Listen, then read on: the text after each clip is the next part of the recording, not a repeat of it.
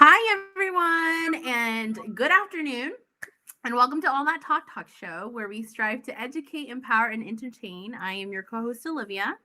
I'm Callie. And I'm Shang. And so before we get started on the Ask Us Anything episode, we'd like to take a moment to talk about acts of kindness that we've either participated in or have seen. So, Shang or Callie, either one of you want to start? Yeah, I can start. So this week we had somebody at work who was struggling with their spouse losing their job. And so they decided to do a donations around the office. And I did it. And then I actually told a friend, and this friend matched my donation. So that was really cool. So it just was really nice to feel that we made an impact directly to an individual versus to an organization. And as someone that works in a nonprofit, I realize that when you donate to an organization, there is some administration, and so it doesn't always go directly to the program as a whole. But I do feel that administration in a nonprofit is very important. But it was just neat to be able to do that directly to someone in my organization. Wow, that's awesome. Yeah, it was just because this particular person, I think, had been struggling for a little bit with waiting on unemployment for their spouse, and I think they have kids, and so rent is due, and food and groceries and all those things. So it was just really nice to be able to Cool. Sorry, I was busy just kind of doing some stuff on my screen really quick. help. Before you go, I want to give Sang Yang from California a shout out. He was Hi, Sang.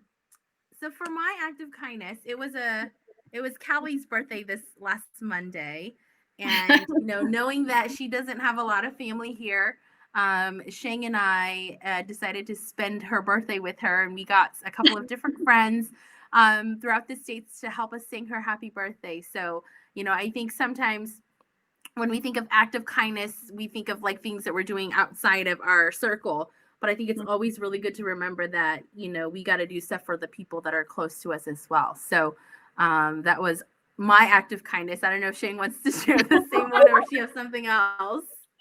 I felt it. Yes, good. I'll share a little different one. So most of you guys don't know, but I have a little Airbnb. I rent out the first floor of my apartment, and this older gentleman or couple were staying with us for about 2 weeks. And most people don't complain about how comfortable the bedding is, but it was a little bit too hard for him. And so since he was gonna be here for 2 weeks, I thought it would be nice for me to order like a what are those comforters from Amazon, just so that way he would be able to rest and be comfortable for his stay with us.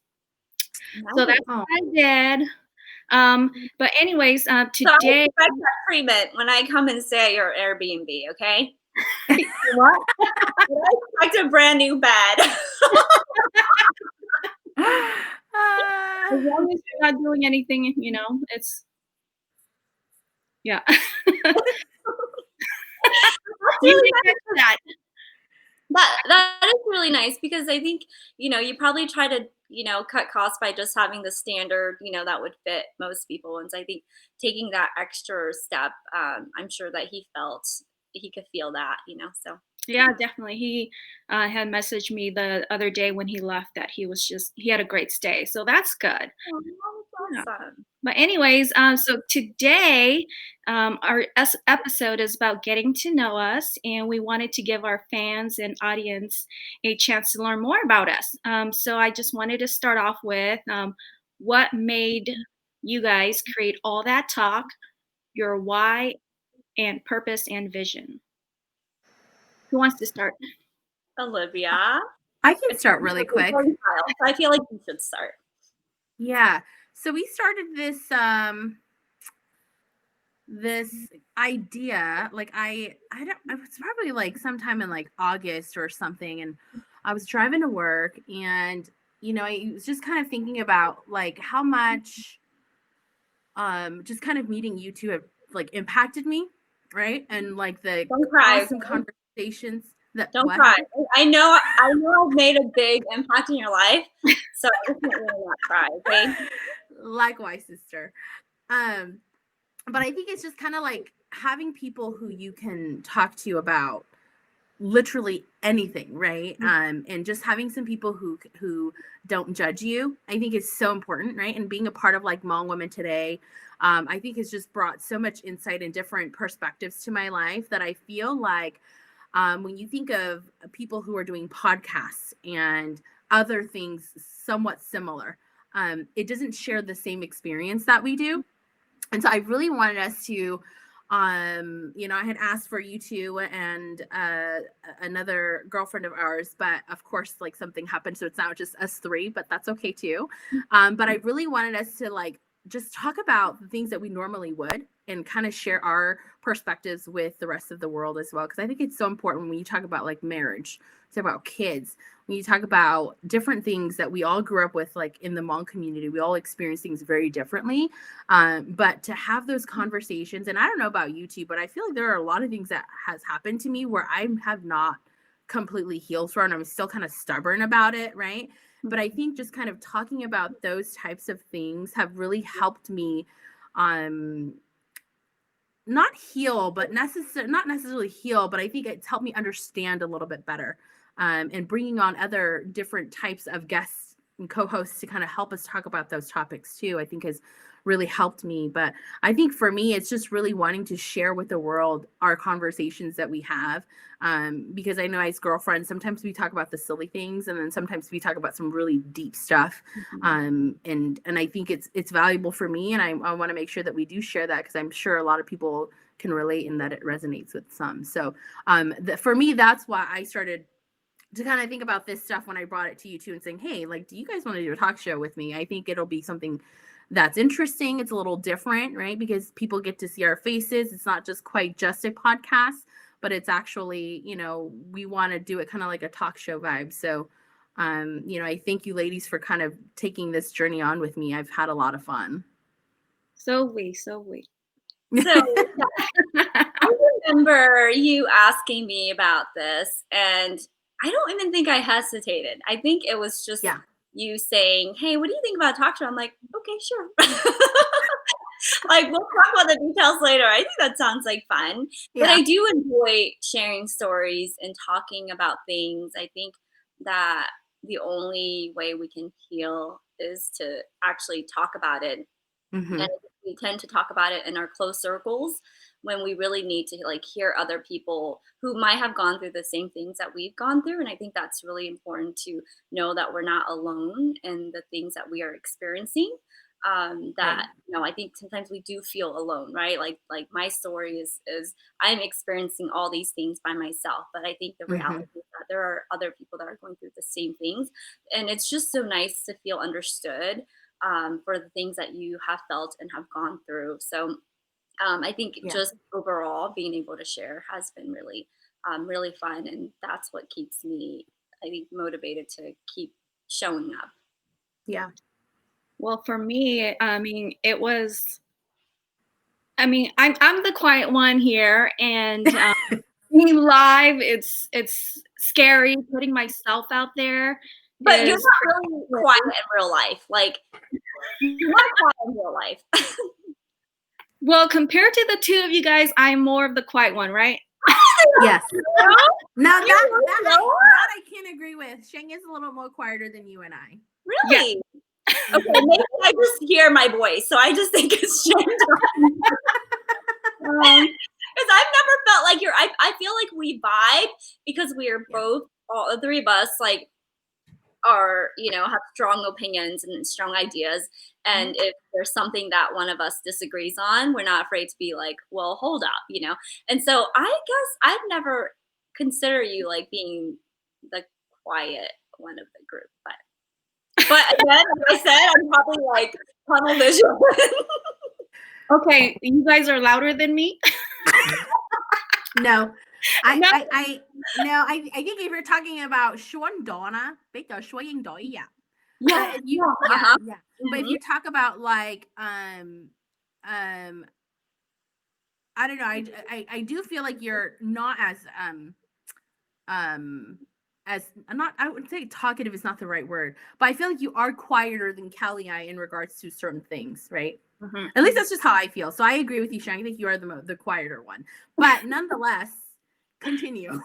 I lost my train of thought. We're talking over you. That's the problem. But I have to say, yes, I was a little hesitant to go on the show just because being comfortable talking about, like Olivia said, myself or just my opinions and topics and letting the whole world hear about us. And then also knowing the fact that whatever we say, it's going to be on the internet for forever, right? And so that definitely made me hesitant. But the positives of it, like Callie have said, our vibe, our friendship, and the ability for us to just talk about anything from something really silly to serious topics. That was part of the reason why.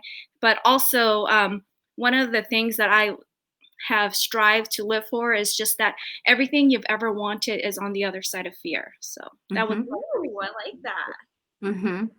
Well, and I think too, like it challenges us, right? It challenges us to take on topics that are very complex, and a lot of people don't talk about it because it's somewhat taboo in our culture, right? So I think being the first ones to kind of talk about those type of things and how it impacts us, and it may not really, I mean, some people may not relate to that, but I think some do. And I think that's the important thing, is if we can open up the doors and have conversations about it, and allow other people to just kind of stem from whatever it is that we took on, so they can start having their own conversations, right? I think that's one of our things too, is just conversations drive change, and we have to be willing to talk about those uncomfortable topics that people don't want to talk about. Yeah, and we certainly don't know all the answers or have things figured out. I would say that, like 99% of the time we're all a hot mess.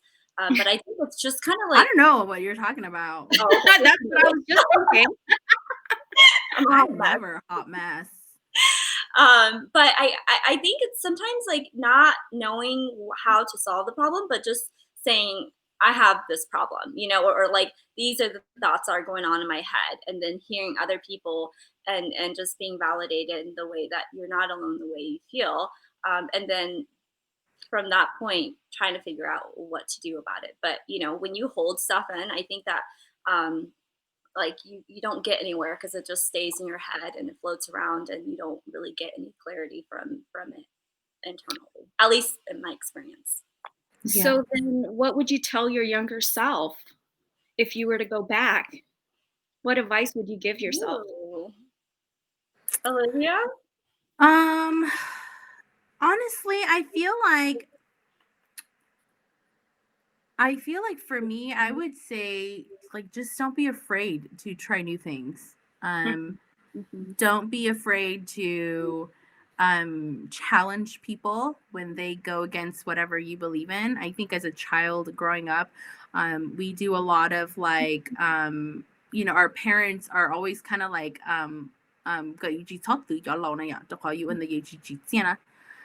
but for me, I think if I were to go back, it's like Katie. Sometimes like 你係住用啦，你係咪完全錯呀？要你要知道，你自己 support 要嘅要自己係一樣 right? But it's like it goes against everything you believe in. Like it makes no sense.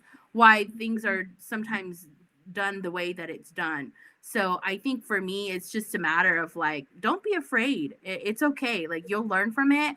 And I think other people will learn from it too, you know? So I think for me, it's just being more confident in yourself. And it's okay to challenge other people when you think they're wrong. Oh, well, for me, what I would say is to be more confident. As I Hmm. was growing up as a young woman, a Hmong girl, my parents would always say, the way they bring you up, like, don't do this because you can't do it, or how would you do this? And they were always questioning my decisions, my whys. And I realized how much that impacted me in my teen years, in my 20s, and how it impacted me in my career, right? And so I was always so afraid for that promotion or to go for that job because of the way I was raised. You're a girl, a man is more important than you. He's the one that makes the decisions for you. You have to be submissive. And so to remove yourself from that situation when you're in the workplace, in college, it's really, really difficult. And Hmm. so that's what I would tell my younger self, is to be confident and to believe in myself. Yeah. Yeah. Mine is probably kind of in line with that. Basically, like not to be afraid of failing. So the faster I Mhm. fail, like the faster I learn Yeah. how to get back on my feet and figure out the solution. And I would say like I'm a perfectionist, and so sometimes it just being scared and not wanting to do something because I know it won't be perfect, but realizing that if I never do it, then I'll never know, how to fix it so that I can get to where I need to be. Agreed.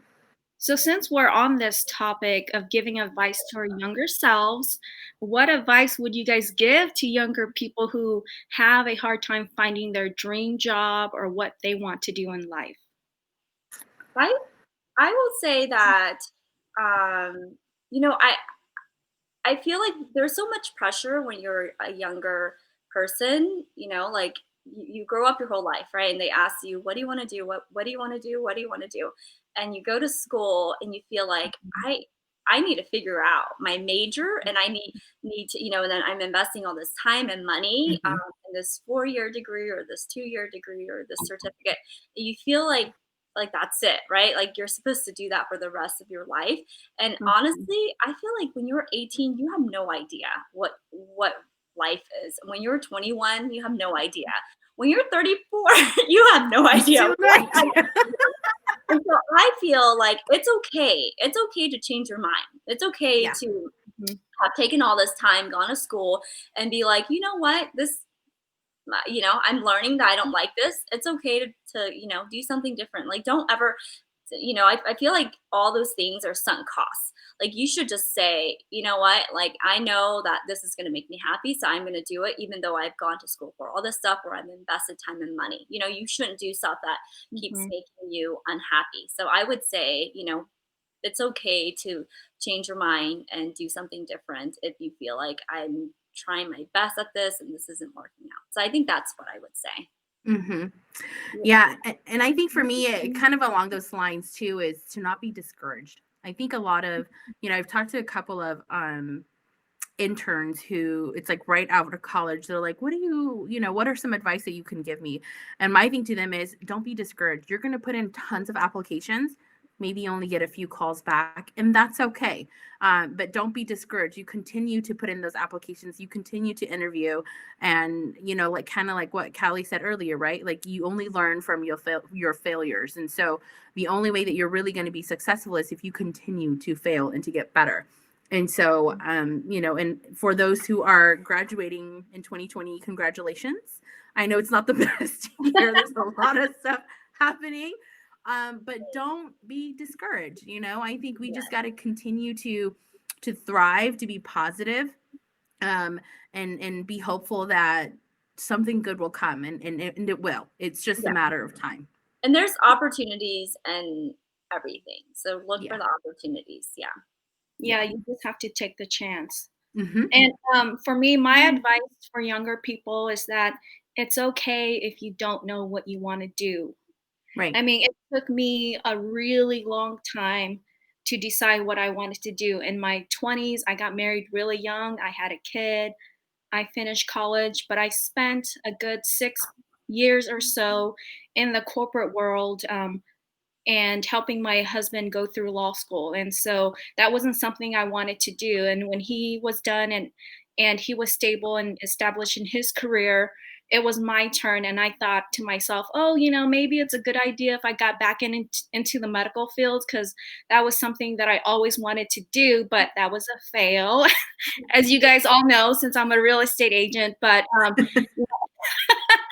one thing that has always stuck out to me is that when something is meant for you, Yeah. it's so easy. Have you guys heard of that term? When something is meant for you, it, or maybe it's because you're a lot happier and you're willing to overcome these obstacles. It Yeah. doesn't seem that difficult, right? And so when I was trying to get into PA school and take all these courses, and I even did 2 years of as a patient care tech, working with dialysis patients, and that was the most miserable time of my life. So when I finally decided I wanted that it was a better idea for me to become a real estate agent, and I would be more in control of my goals and my life, and just being with my kids, everything kind of like fell into place. And so that would be my advice for the younger people. It's okay if you don't know what you want to do, and it's okay to dabble in different areas of your life. Mm-hmm. Mm-hmm. Yeah. Yeah, so since we're into this topic, let's talk about our kids. Okay. What about our kids? And career. How do you manage a successful career and a family? It is a hot mess. I feel like I am working shift 1, shift 2, and shift 3. So Yeah. there is this life before work that's like crazy, crazy, crazy, crazy, and then I get to work and I'm like, right? And then I get home and it's like crazy, crazy, crazy, crazy. And so I feel like my days when I have my kids are definitely, like 3 shifts. But I have a lot of help. I realize that if I don't ask for help, I'm not going to get the help. And so I'd have had people pick up my kids, and I talk to my kids about my work, because work is the way that I provide for my family, and so Mhm. I talk to them and let them know that if I have to work, like why I'm working late, why I have meetings and things like that. So I think just making sure that even though they're little, that they understand that like mommy working is the reason why we have a house that we live in, that we have a Mhm. car, that we're able to do. Mm-hmm. And so it's certainly not easy and it certainly isn't glamorous, but I just try my best and forgive myself for my shortfalls. Yeah. Yeah, I think for me it's definitely not as a big of a struggle just because I have my husband. He's an amazing partner. He's definitely helped a lot in regards to like just helping with the kids, prepping dinner when I'm tired, which has been happening a lot lately. But I think that's kind of like what partnership is about, right? It's Mhm. about, because it's kind of like, just because I gave birth to them doesn't mean that I'm the only one who gets to take care of them. You have to too. So if that means that we have to switch off cooking or cleaning, I'm just really fortunate that he's one of those traditional Hmong men, but not traditional as well, where Mhm. he's all about like teamwork and helping me clean and cook. So if I'm cooking, he's cleaning, or vice versa. So I think it's just been amazing. I don't think there's an easy way. And I think that's a very hard question, right? Because we all go about our different ways of how do we manage a career and our kids and family. And honestly, I think what's helped me a lot, because I get asked that question a lot too, of like, how do you find time to do all this community stuff? And it's just really prioritizing your work, right? Like what's important to you. And not only that, but it's like your family is important, but if this community service or project or whatever it is that you're doing, if that's important to you, you will find time to do it, right? Yeah. Because that's why when you ask people, oh, do you want to go do something, and they're just like, yeah, I don't have time. People got time. That's just not a priority Or for they them. don't make Let's time. just be It's honest. not important to them. Correct. Right. Let's just be honest, right? So like if you get rejected for something, that's okay. It's not that they don't want to do it. It's just it's not a priority for them right now. It's not that important to them. And so I think we have to just prioritize our work, right? I think that's important. And we're certainly really tired. I would say that I'm really tired most of the time. Me I don't too. Yeah, I don't dream much, and usually when my head hits the pillow, like I'm gone. Like even like probably halfway before it hits the pillow, like I'm Yeah. gone. Wow, it takes me forever to fall asleep. But Me I too. am the firm believer that there's no such thing as work-life balance. There really isn't. Because if you're working too much, then your family's suffering. If you spend more time with your family, then your work is suffering. But And like uh-huh. the mom guilt, y'all. Like as a mom, you always feel. I always feel guilty. I feel guilty when I'm at work. I feel guilty when I'm at home. I feel guilty, in my car. I feel guilty all the time. I feel like that guilt is always kind of there. Like, where should I be putting my time? I don't feel guilty at all. Okay, well, I guess it's just me. Well, here's the thing, right? As long as we know that we are doing the best for our family, right? At Yes. any given time and moment, are you doing what's best for you, for your family? And then you can't regret that later on in life because at that time you were doing what was best for you. Yeah, agreed. Well said. So are any of you Yeah. guys teaching your kids Hmong? I always try, it doesn't work. Yeah, I Yeah. try a little bit. I'm certainly not the best. Like their dad's not Hmong, and so I think that I have used that as an excuse for a long time, but now I don't have that as an excuse. I need to be better, but I do here and there, But I think Yeah.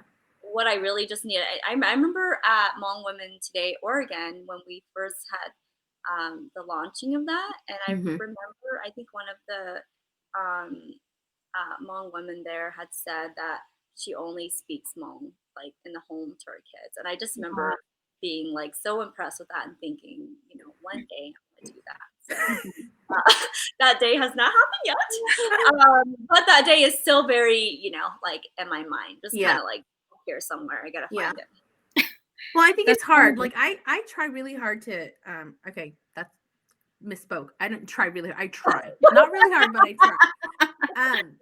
To speak Hmong to my kids, but sometimes they'll just sit there and they don't understand what I'm saying, so I have to speak English.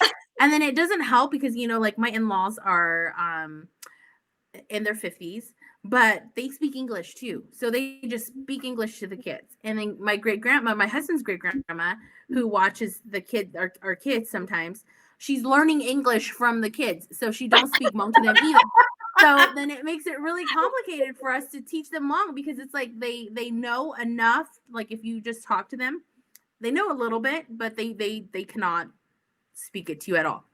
And I think when Callie, when we did this Hmong class for the Oregon community up here, they actually really learned from that. I think it's just really setting some dedicated time where maybe they're in a classroom or they're somewhere where they're learning, because at home they're not learning anything, but like they learn how to say all their animals, they know how to count to 10, they know their colors. And then it's been like almost 2 years since we've not continued that program, and you try to talk to them about it now, they're like, I don't know what that is. I'm like, remember, that's chicken. That's how you say chicken. And then you ask them 20 minutes later and they're still confused. So Yeah. So if you talk to any Hmong kids from Oregon, that was our legacy. Yeah. And that they do not know how to speak Hmong anymore. So that's also our legacy. Not only in Oregon, but pretty much everywhere, right? All second generation Hmong people here in the U.S. It's tough that we, that's something about us that our Hmong people, we're definitely losing our language. Like, Yeah. how long do I think it's gonna last? Holding on to our traditions and our culture, because definitely our generation, we're not even teaching our kids to speak Hmong. Well, good. I bet that you're like, how are we going to teach it to our kids? I mean, Callie's over here like, yeah, like Callie's over here saying like chufu for chufu, right? Say that in public. And like my mom be like, I was testing you. It was a test. you were testing me and I passed. My You mom was did. I did pass. And then my Yeah. mom be like saying some random stuff like I'm supposed to know what she's saying. And I'm like, I don't know what that is, mom, you know, and she has to like give me an explanation of what it is. So I feel like there's just a lot of different words that we just don't know, you know. But I think, you know, like what we were just saying, right? We're not prioritizing it. At the end of the No. day, we're not placing importance on it. Mhm. We're going to make all sorts of excuses. I make excuses all the time. But honestly, if we felt like it was important, we would. And it is important. To me, honestly, it is important because we don't have a country. We don't, you know, have much of a written down history. And so it is super important that we do it. Yeah. So Agreed. Somehow we got on a really serious subject, so let's line it up. So here's a good question for you guys. If you were stuck on an island, what are 3 items that you would bring with you? I haven't really had time to think about this question. Do you Let's see. know? Oh, I kind of remembered what I had said when we had talked about this like months and months ago, right? Yeah. I thought I said I was going to bring a pot. And then I think that was the only thing. I don't quite remember what I else. think you said you were going to bring me because I'm. No. Oh. No. I didn't say that. Maybe that was the zombie, you know. That was the zombie apocalypse one that we talked about not bringing each other.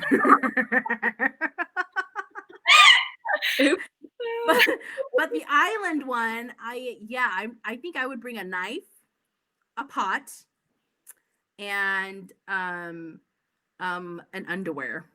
An underwear? Yeah. So can we bring people too? I I mean, are people considered items? Like, you know, when you say, oh, people are an item, right? Like, right? Hey, sure. Who would you bring? Callie on her own. What she's I would bring Floss, Shane, and Olivia. That's what I would bring. That's how important you guys are to me. We would all die on that island. Not really, Shane, because if you think about it, she brought me, so I would have the pot and the knife, right? Right? Okay. And then what else did I say I was gonna bring? A pot and a knife.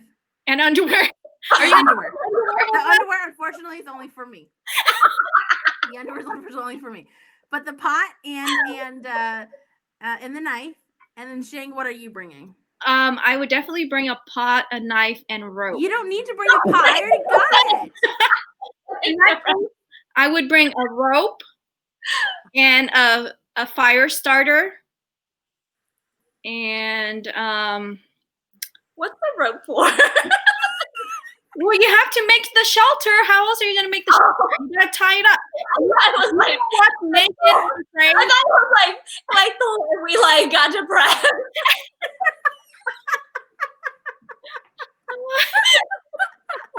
Oh my god! Yeah, so have either of you seen Naked and Afraid? I have, but I haven't really paid attention to it. Okay, but so I know what you're talking about. We'll watch an episode of it. Yeah. All right. Well, I mean, I feel like that's pretty good. Yeah, but floss is important, guys. Don't you?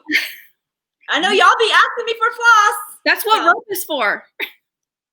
No. Unless you bring fish, like the fishing lines. Yes. See, that would be smarter to bring fishing lines. So then you can use as it for floss and also like to tie some things and to go fishing. Because it's a fish. Hey, if we were stranded, you probably would not survive with me. Even if I had all this stuff. Because with the taikyawa. Yeah. Which ka con Jaleo, nay ko nay na. Oh yo. I got you. I can totally take a fish down. Mm-hmm. Sure. Why don't we have any faith in Callie? I know, guys. I'm sure that I can go against the fish, and seriously. At the end, the fish they but you know, it's okay. I'm gonna need something to cook with, Callie. So bones. I love like fish soup, you know. Yeah. Which brings There's mushrooms. Come on, yeah. 咖啡都是西路了呀. So, Yeah. 好过给 and 西路 is the answer to I everything. mean, as long as it's the right kind, not the poisonous mushrooms, then I think we'll be okay. Yeah. Because we have a That's story true. about that.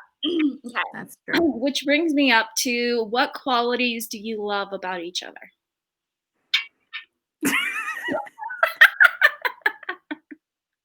Okay, so my favorite. There's so much. There's so much. There is a lot. Yeah, there's a lot to love about each of you guys. Yeah. I would say Olivia. I would say that I say about this about you all the time. Like you execute. Like you're such a good executioner, not like killing people. Getting things done.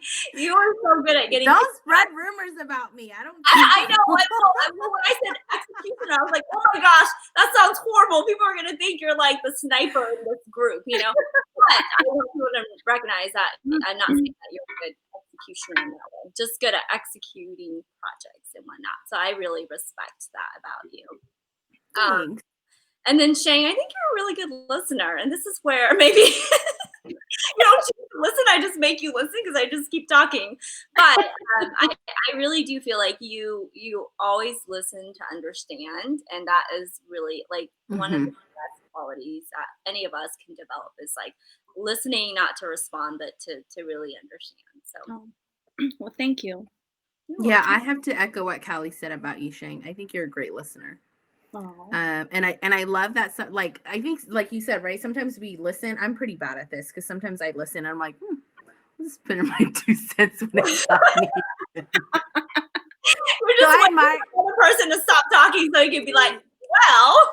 Yeah, right. So I admire you for that. And Callie, I think I could say the same about you too. I maybe you don't think so, but I think you're a great listener.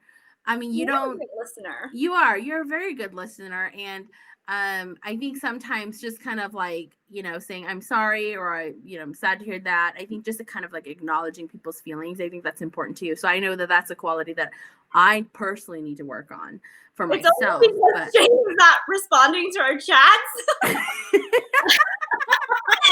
Like, all you see is me responding. And Shane's like out there living her life while I'm on Facebook land, like responding. I know. I'm like, did you scroll up and read all this stuff? Scroll up. I know. Like there's so many things happening, and Shane's like, oh hey. Yeah.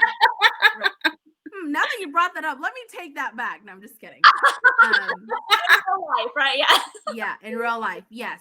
Yeah. So I would say I think both of you have great qualities of listening, which I think it's great because, I think being friends with each other, I think sometimes we just do have to just kind of listen and just be there for each other. So and Shane, I appreciate that. You're an awesome cook. Like yes. whatever you make, I'm just like, I'll eat it. I don't even I mean, I do that for most people anyways. Whatever they're making. It's better than mine anyways, but you are seriously like, I just remember that time you made me spaghetti and then you're like, I like milled the tomatoes, and I was like, what is that word? I don't know what you're doing. I don't know what you're talking about. And you're like, I like turned this thing around and squished the tomatoes out. I was just like, oh my gosh. But it was like seriously the best. Yeah. You are a really good cook. Thank you. Yeah. Well, I don't know if you guys are gonna like what I say. Started off like that. Right? So here's the thing. It was like when we were hanging out for Callie's birthday, right? And Olivia goes, Callie, you are such a beezy. What? When did I say that? Said, right? And Olivia said, Callie, you are such a beezy. Right? And so wait, what's that beezy? Really? The B word? What was she doing? I don't know something. Okay, but okay, what's that? Let her talk, Callie. So anyway, and then I said, yeah, we're all beesies. That's why we get along so well, right? Oh, the B word. Okay, I've never heard anybody call that word. She's trying to be appropriate. Yes, and not cuss on live, but that's one quality that I love about all of us, how we are also different, and we're very opinionated, right? We're opinionated, strong Hmong women, and that's what I love about us. I don't know if that's the best example of us being strong Hmong women. You know that Qualities, though. I mean, because we have to be an example and role model to the younger generation, right? And so, if we weren't strong, we wouldn't go for what we wanted. We wouldn't have started this talk show. Okay, sure.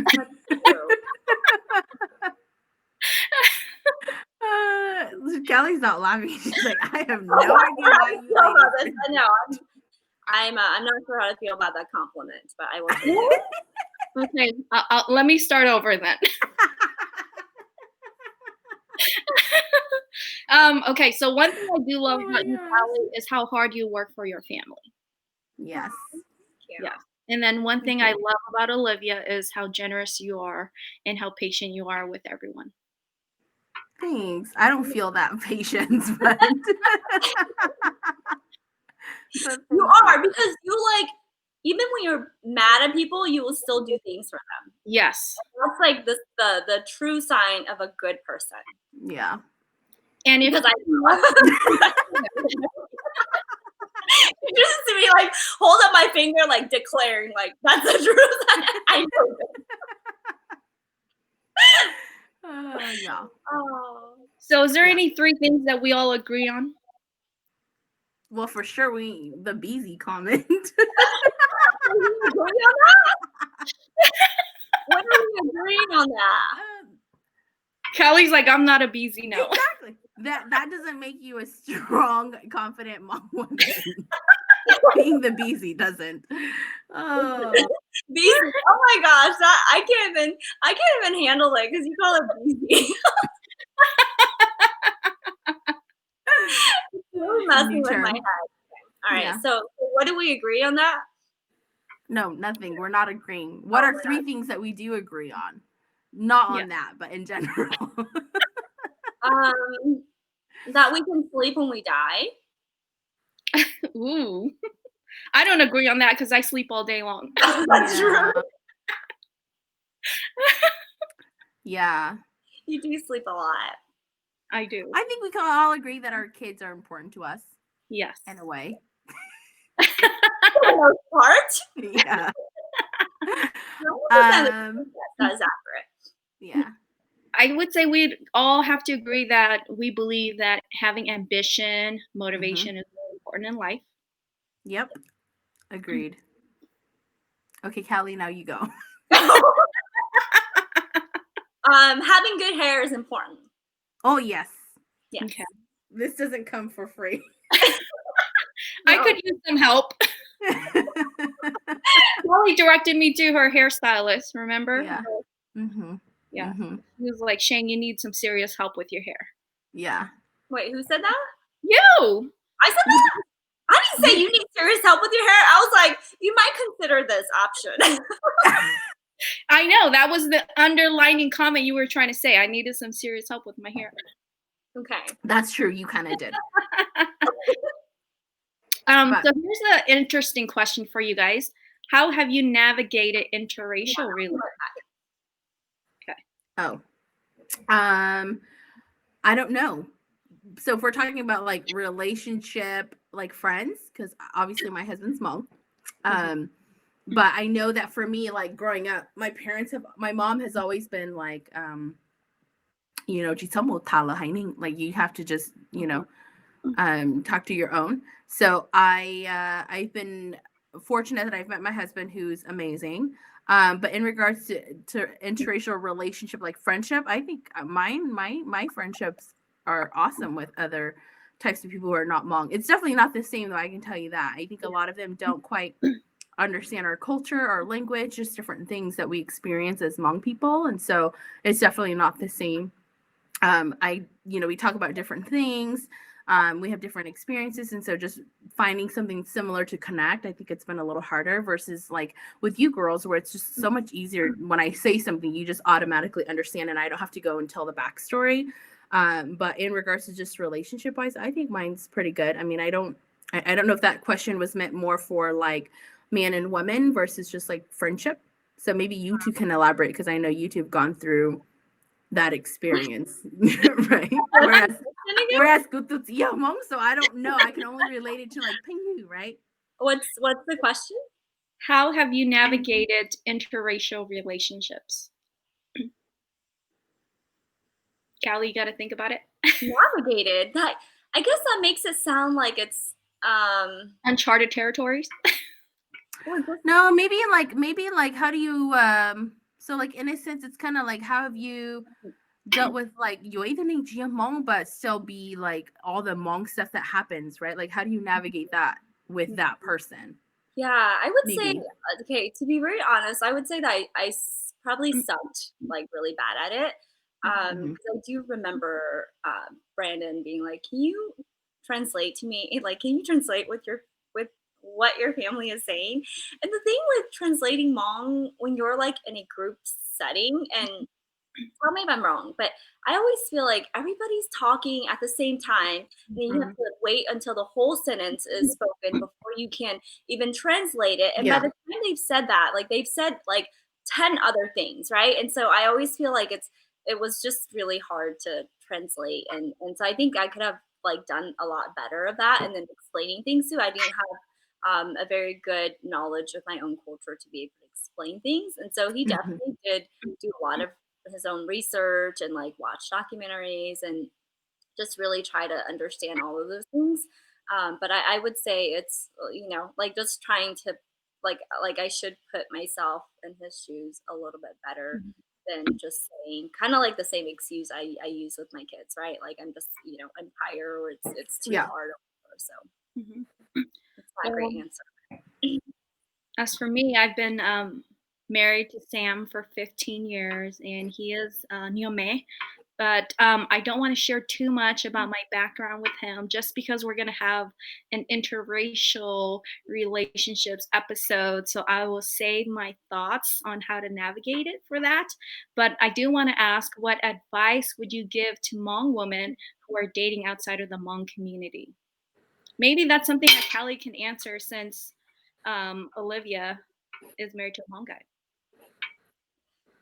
I mean, honestly, like I think at the end of the day, it's like it's just another person, you know? Like it's not Hmm. like there's like this all these crazy things, I think it's just respecting. I mean, it's like whether you marry like someone who's Baptist or someone who's Christian, right? I think just understanding the backgrounds and understanding that people do things differently.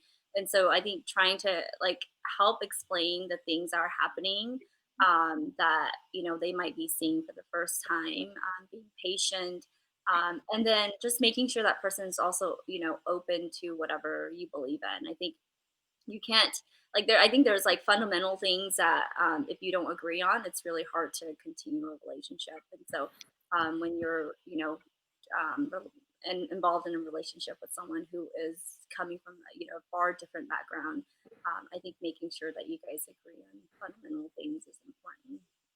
Yeah, Yeah. I do want to piggyback on that, and I agree. I feel like when you are in an interracial relationship, it's really important that you accept that person for who they are, because in a relationship, in a marriage, there's just so many obstacles already that you have to overcome, right? And part of that is just accepting their culture, accepting the type of food that they have, accepting that there are going to be differences, and that's like the first step if you want to date outside of the Hmong community, is knowing that your partner is willing to take on everything about the Hmong culture, right? Or Yeah. whatever, or you are willing to accept their culture and their beliefs and whatever they are. Yeah. Like having that conversation up front Mhm. is Hmm. what I would advise when you know that you like that person. You need to have that conversation so that way you don't find out, months or a year from now.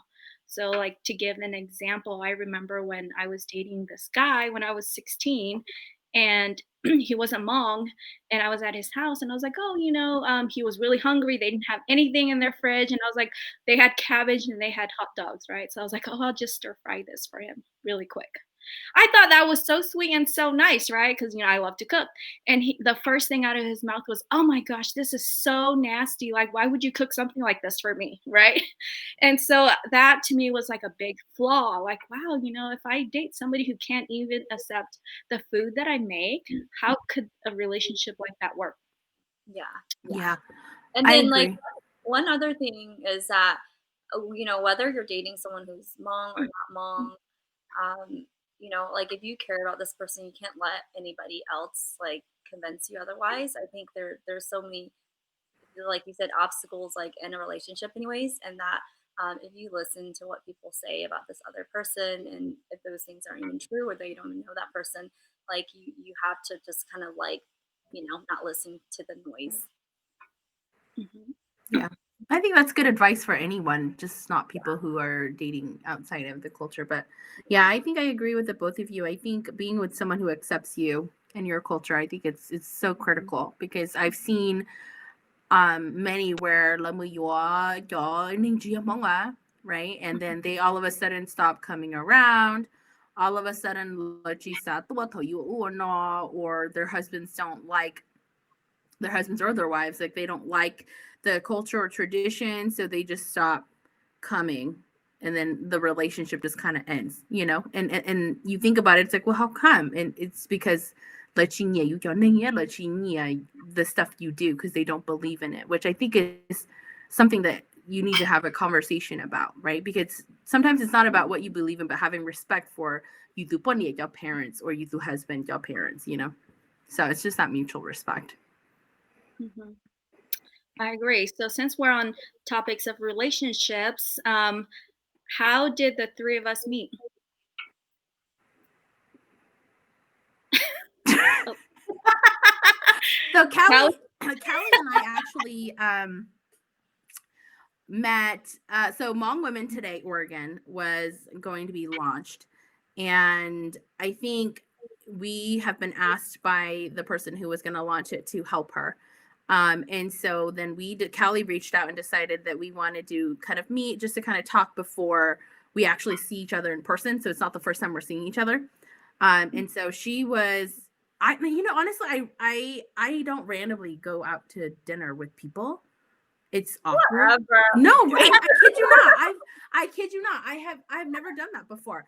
But for some reason I just felt safe to do that with you and with the person who started Mom Women Today Oregon as well. Because I normally don't just typically meet random women and take them out on to dinner, you know.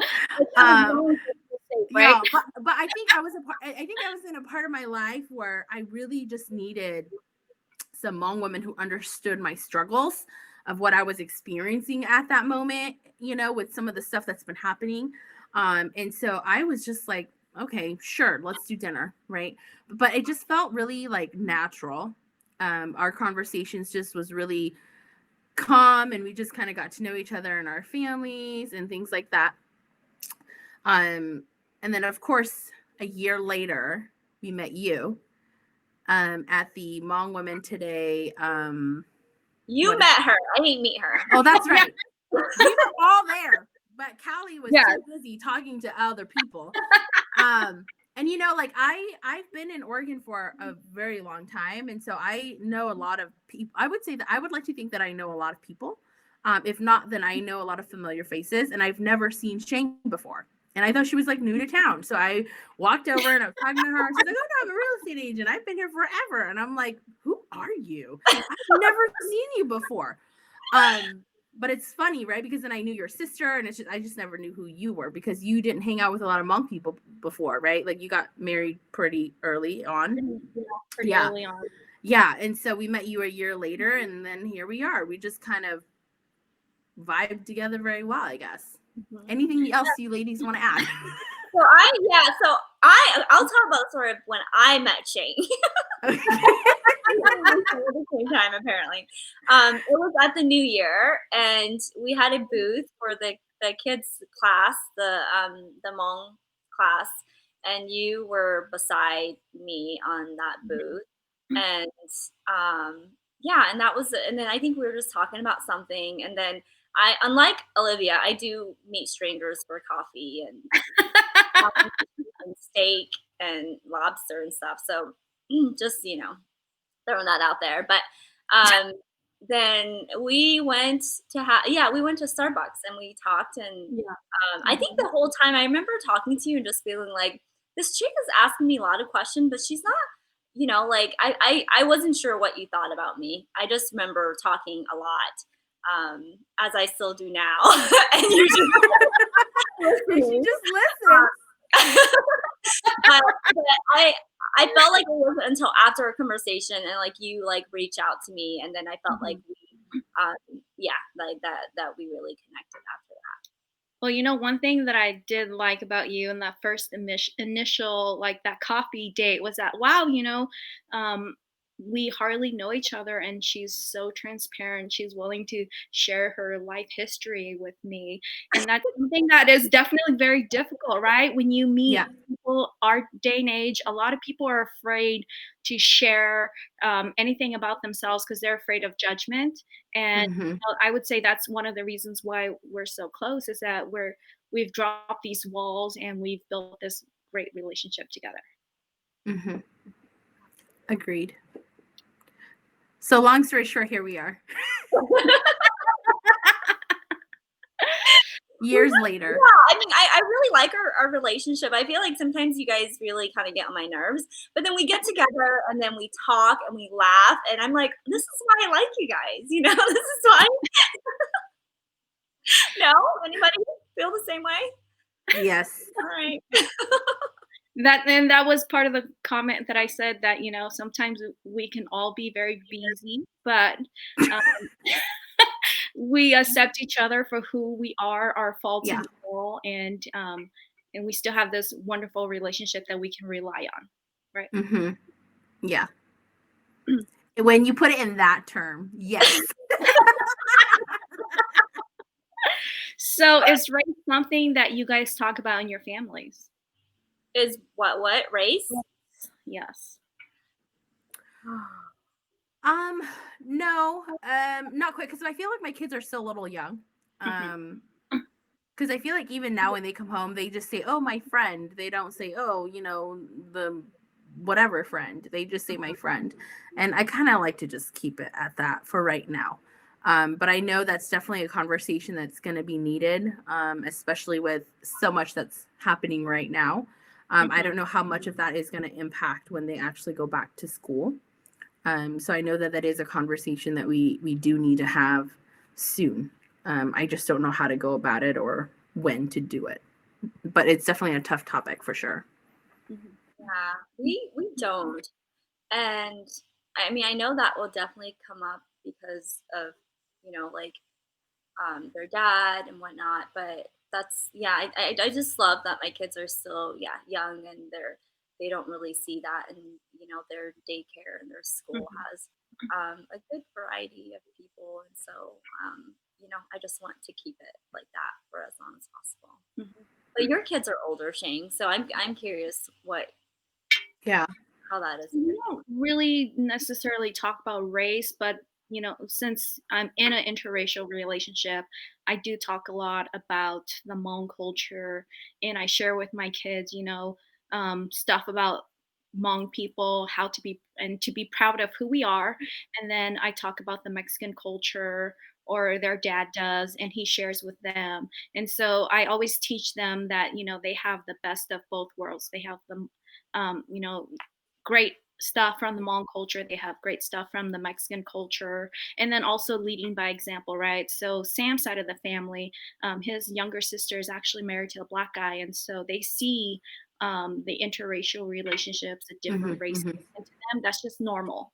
And that's something that I want my kids to see is that it doesn't matter what skin color you are, everyone is the same.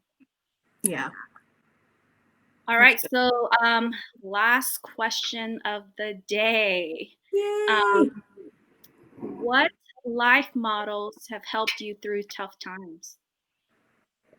So Mm. I can start on that. So I have always relied on the phrase "this too shall pass." So I used to run quite a bit, and you can probably tell how much I love running by by that motto that I use of this path. But I played soccer and like high school, and then I ran. I started running while in college, and then when I was working, and running was just like something that was challenging. But the phrase like "this too shall pass" was something I learned from church, and I just kind of applied it to a lot of things, like whether it was like when I was taking the CPA or going through just other things that were really hard. Just recognizing that no matter what, like things will come to pass, and it's not like that forever. And I feel like that holds true, like for me today, of just recognizing that like I'm in this place that is really really hard and difficult sometimes, and like there's some days that just kind of suck, but just recognizing that this isn't forever, because when you Right. feel like something is forever, it just seems like, and like you can't overcome it, you can't surpass it. And so I think the phrase "this too shall pass" makes me remember, that there's changes in seasons. So Yeah. And I think for me, mine is more of just like you can do anything that you set your mind to. Mhm. Um, Yeah, that's a I good one. think kind of like growing up, it's always been a bit challenging. So setting a goal and really accomplishing it and just really trying to like stick to your plan as much as you could. Obviously, sometimes it's gonna there are things that derails you, but I think for me, that's kind of what got me through undergrad and graduate school is you can do it. You just have to like focus and not let someone else really um, make that big of an impact on you, right? Because even like when I did my undergrad and I had Bell's palsy, I was pregnant with Max, and I was like maybe just a couple months. I was probably like 3 or 4 months, and I had Bell's palsy, so my whole entire left side was like not functional at all. Wow. It really depressed me, and I had to just not go to school anymore, and I was quite sad about that. Mhm. Um, but then I had to just, like, why did I quit my previous job? I quit because I wanted to go back to school because they weren't willing to support that, right? And so I have to go back and finish for myself. So Mhm. I think just using that motto and saying you can do anything you set your mind to, it really helped me go back and finish my undergrad and then finish my grad school as well. And I think just anything you do in life, right? Like even now, like when I'm working on really tough projects where, like right now I'm being put on as interim from one of the programs with the state, and I have no freaking clue what they're doing. Like they talk about it, just like, flies over my head. But I think if you just really commit to trying to understand, I don't need to know all the ins and outs, but I have the tools that they need to kind of help them get from point A to point B, and I just need to focus on what value I bring instead of trying to understand all the little nuances of the program, right? And so I think just using that and just being determined enough to execute it. Well, for me, I wouldn't necessarily say a life model, but I would have to say that it's my faith that has really pulled me through the tough times. Because definitely living this short of a life, you have your ups and downs, and being married for 15 plus years, there's definitely been lots of challenges. But knowing that um, God is out there and that that there's hope in him, that really helps me through life, is knowing that even though it feels like at that current time life is extremely challenging, that there's light at the end of the tunnel, and that someone is right there holding my hand through these tough times is what has helped me. Yeah. Hey, I know, so we said that we were going to end, but I do want to take a couple of minutes. I think there's a couple of different questions on here that I think maybe we can give advice on, right? So, it's Heart Mary Chang says, I am a single mom of three and my oldest is 6. How can I make time for myself? Self-care. It's so hard and I just want to cry. Oh, oh I know. Callie, maybe you can relate to this a little bit. yeah. Oh, we feel your struggle. We do. Yeah, Uh, I totally get it. So my oldest is 5 and my youngest is 3. And so I would say asking for help. I think that's like Mhm. the hardest thing is to ask for help because it makes you feel like a complete failure. Um, but I just think, yeah, just don't be afraid to ask for help. You really have to build your village, and I always think, like you have to build your village when you don't need your village, Mhm. because one day you will need your village. So I would say trying to find people, and trying to find people, like I think like if it's hard to ask for help, like finding ways that you can also help someone else makes you feel like you're not always asking for help. Mhm. And then talking to your kids, and just being on, even though they're little, I think talking to them and letting them know of things that you're feeling, and not necessarily burning them with it, but if you need to sit down and eat, and I do this with my kids, like when I need to sit down and eat, I'm like, okay, I got you guys like your food. I'm gonna sit down. I'm gonna eat. It's mommy's turn to eat. And so just setting some boundaries with them and not feeling like you have to be this perfect mom for them. And just being okay with, like some days you feel like crap, some days you feel like you aren't a great mom and you're not being able to do everything. And, I think I really do feel like there does need to be two parents in the home because you help each other, and when you don't have that, that's a big void, and just recognizing that you're not going to be able to do it all and being okay with Mhm. that. So, Mhm. Yeah. I, and I think too, like I would also encourage other women, if you have friends who are single moms or divorcees or whatever it may be, everyone's going through a struggle, and just reach out to. I think Shay and I have both maybe offered Callie to just, hey, send the kids over here and you can go do whatever you want, right? Um, I think sometimes being a single mom, it is really hard. I know that my mom has that struggled where she kind of raised us on her own, and it's so difficult. Like she's never had time to care for herself. She's never had time to do anything for herself. And so I do see that struggle with just through my mom. And I know we live in a completely different world now than what she lived through before.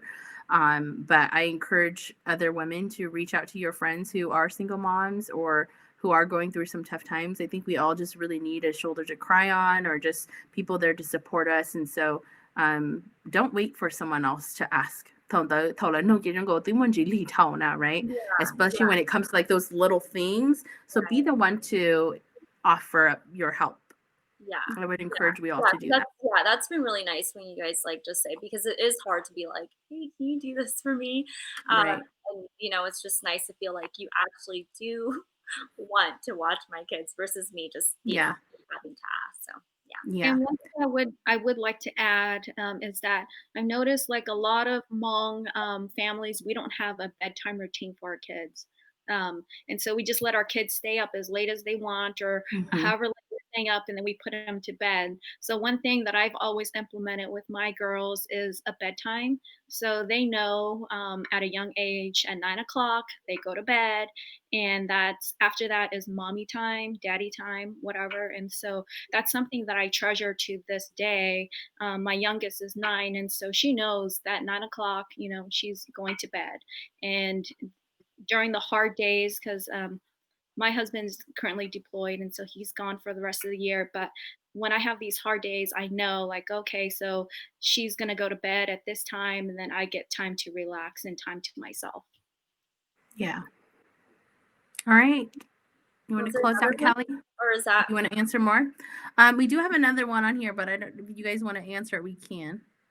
I think there was one that asked about, is this a right time to become a real estate agent? It's always a good time. I mean, it's your choice, right? You just Mhm. have to remember. There's this phrase that believing that there's an abundance of things. I can't recall the correct phrase, right? But um, it's how hard you work at anything that you want in life. Nothing is given to you. Nothing's handed to you. Whatever you want for it, you have to go and get it. And it's how hard you work for it that you're going to see the fruit of your labor. So it's always a Mhm. good time to do anything that you set your mind to. Yeah, and I'm sure, like, right, taking the class and getting your license, that takes time. So Mhm. so by the time maybe that the person would get through to that, things might have turned around. But Yeah. housing is something that people always need places to live in and stuff. Yes. So. We've got a ton of millennials out there who will be looking to buy. So that's an When the market crashes. Okay, is that all the questions that we're answering for today then? I think so. There's so many more that we couldn't get to. Maybe we'll do like a part 2 or something like way later down the road. But yeah, I think there's like at least a handful of questions we couldn't get through today. But I wanted to make sure that we address the ones that we're asking on live just in case, So Yeah. So I really enjoyed this episode, and I think that we wanted to have this so that we kind of just went into the show like with like some big topics and started yeah. talking. So I think we wanted to be able to tell people a little bit about us and who we are, and just hoping that like knowing who we are will make people comfortable with sharing their stories and furthering all the work that we are trying to do and just getting conversations out there. And so yeah, we hope you enjoy this episode and continue to have conversations in your circles, continue to just get to know people's stories, and see y'all later. Bye. Thanks for tuning in. Bye.